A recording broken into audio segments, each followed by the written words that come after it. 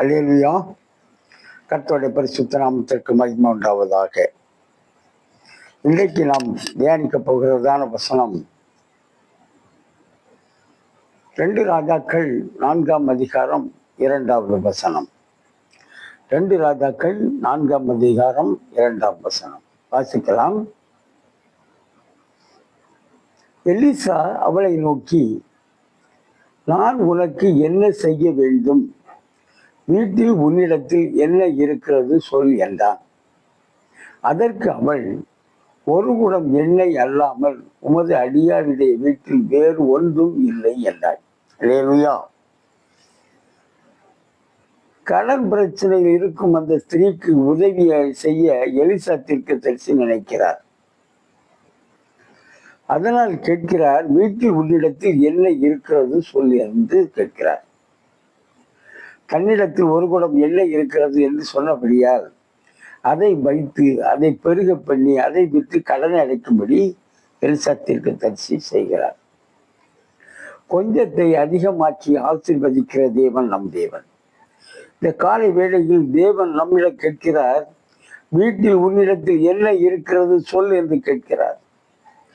நம்முடைய பாடுகளிலும் கஷ்டங்களிலும் நம்மிடம் இருக்கும் கொஞ்சத்தை தேவனின் கரத்தில் ஒப்புக் கொடுப்போம் என்றால் அதை ஆசீர்வாதமாக மாற்றித்தர தேவன் வல்லமை உள்ளவர். ஏனென்றால் என்னிடம் கொஞ்சம்தான் இருக்கிறது, இதை வைத்து என்ன செய்ய முடியும் என்று கலங்கி கொண்டிருக்க வேண்டாம். அதை ஆசீர்வாதமாக மாற்ற தேவன் வல்லவர் என்பதை விசுவாசிப்போம். எலிசா அந்த ஸ்திரீயிடம், பக்கத்து வீட்டில் உள்ளவர்களெல்லாம் வெறும் பாத்திரங்களை வாங்கி கொண்டு வந்து ஒரு குடத்தில் இருக்கும் எண்ணெயை வெறும் பாத்திரங்களை நிரப்பச் சொல்கிறார். எலிசா தீர்க்கதரிசி சொன்ன காரியங்கள் யாவையும் அப்படியே நம்பி விசுவாசித்து தீர்க்கதரிசியின் சொல்படி அந்த ஸ்திரீ செய்கிறாள். ஒரே குடம் எண்ணெய் பல குடங்களில் பெருகியது. அதனால் அவள் கடன் பிரச்சனை தீருகிறது.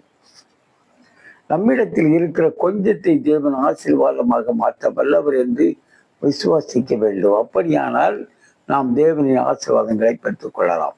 இல்லாதவைகளையும் இருக்கிறவைகளை போல் அழைக்கிற தேவன் நம் தேவன். என்னால் ஒன்றும் செய்ய முடியவில்லை என்று அங்கலாய்த்துக் கொண்டிருக்க வேண்டாம். உன்னிடத்தில் என்ன இருக்கிறது என்று கேட்கிற ஆண்டவரிடம் நம்மை ஒப்படைப்போம்.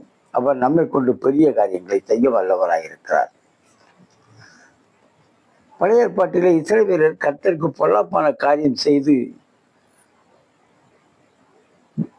தேவாதி தேவனை கோபம் ஊற்றினபடினாலே தேவன் அவர்களை மீதியானியின் கையில் ஒப்புக் கொடுக்கிறார். மீதியானியின் கொடுமை தாங்க முடியாமல் இஸ்ரவேலர் தேவனிடம் முறையிடுகிறார்கள். இஸ்ரவேலை மீட்பதற்காய் தேவன் கிதியோனை சந்திக்கிறார். மீதியானியின் கைக்கு நீங்களாக்கி இஸ்ரவேலை காப்பதற்காய் கர்த்தருடைய தூதனானவர் கிதியோனிடம் பேசுகிறார். கிதியோன் முதலில் தயங்குகிறான். அப்போது கர்த்தரின் தூதனானவர் சொல்கிறார், உனக்கு இருக்கிற இந்த பலத்தோடே போ, நீ இஸ்ரவேலை மீதியானின் கைக்கு நீங்களாக்கி ரட்சிப்பாய், உன்னை அனுப்புகிறவர் நான் அல்லவா என்றார். நியாயாதிபதிகள் 6ஆம் அதிகாரம் 14ஆம் வசனத்திலே நீங்கள் இந்த வார்த்தையை வாசிக்கலாம்.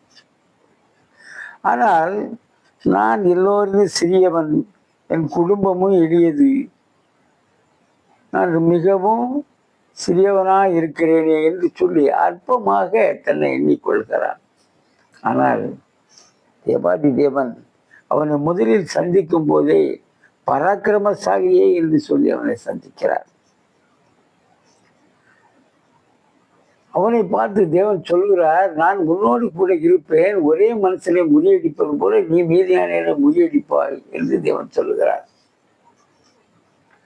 தேவனின் வார்த்தையின்படியே தனி ஒரு மனிதனாய் மீதியான வென்ற விதத்தை நியாயாதிபதிகள் 6-7 அதிகாரங்களிலே நீங்கள் வாசிக்கலாம். நான் சிறியவன் எளியவன் என்று நாம் தயங்க வேண்டியதில்லை. சர்வவல்ல தேவன் கிதியோனிடம் இருந்தது போல நம்மோடு இருந்தால் நம்மால் பெரிய காரியங்களை செய்ய முடியும். நம்மிடம் உள்ள குறைகளை நீக்கி நம்மை பிரகாசிக்க செய்கிற தேவன், கொஞ்சத்தை பெருக செய்கிற தேவன். மத்தேயு 15:34 தேவாதி தேவன் ஒரு அற்புதத்தை செய்கிறார்.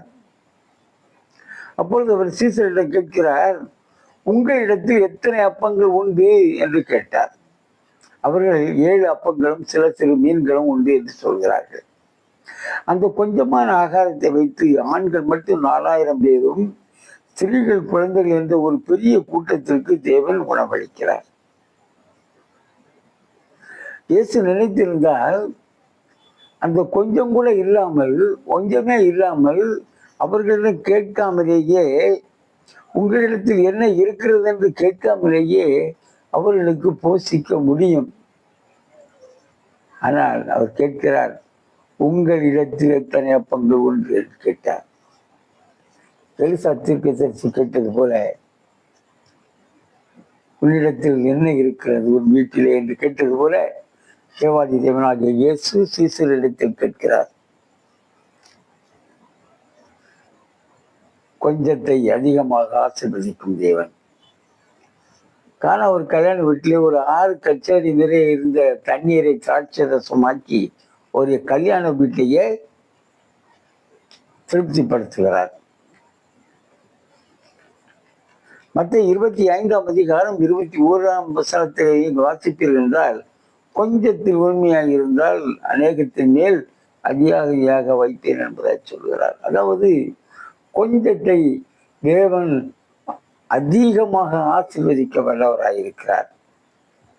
நம்முடைய கொஞ்ச பலத்தினாலேயே நம் கர்த்தரிடத்தில் வந்தால், அவருடைய நம்மை ஒப்படைத்தால் நம்மை மகிமையாய் மாற்றுவார்.